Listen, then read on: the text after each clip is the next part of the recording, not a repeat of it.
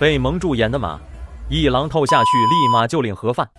这就是越南马肉餐馆杀马的方式。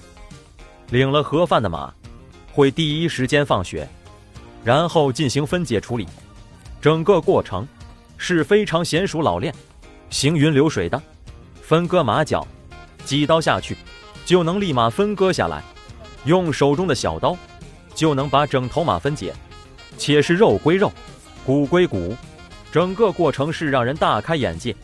这家马肉餐馆在当地已经是开了10几年，每天都会杀一匹肉马，供食客食用。都说驴肉香，马肉臭，但是在越南，马肉却是很受欢迎。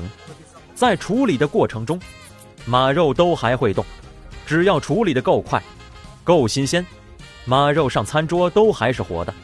每天供应的马肉都是当天凌晨4点多宰杀的，天大亮就能供应给食客食用。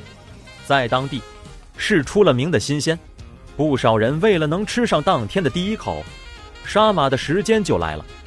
顺便看一看杀马的过程。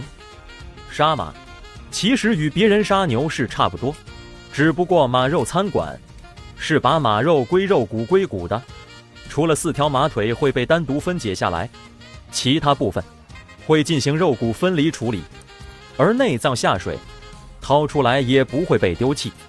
马肠处理做白切或者爆炒，那都是当地的一道名菜，不输马肉。所以在这种马肉餐馆，每一个部位都不会被浪费。对马的各个部位，那都是有着各种独特的做法，只要钱到位，全马宴那是分分钟的事。且他们处理马肉的刀工与手法，那是相当厉害。马骨上的肉剔的是干干净净，且快速老练，一匹马1个多小时就能给肉归肉骨归骨。肉剔的干净程度是让狗见了都要落泪，比秃鹰吃过的都还要干净。一番处理下来，整匹马就只剩1个骨架，真的是听者伤心，闻者落泪。狗见了摇摇头，默默离开。但它们可以用来熬汤，每一种吃法都是达到了极致。一匹马就这样成为了食材。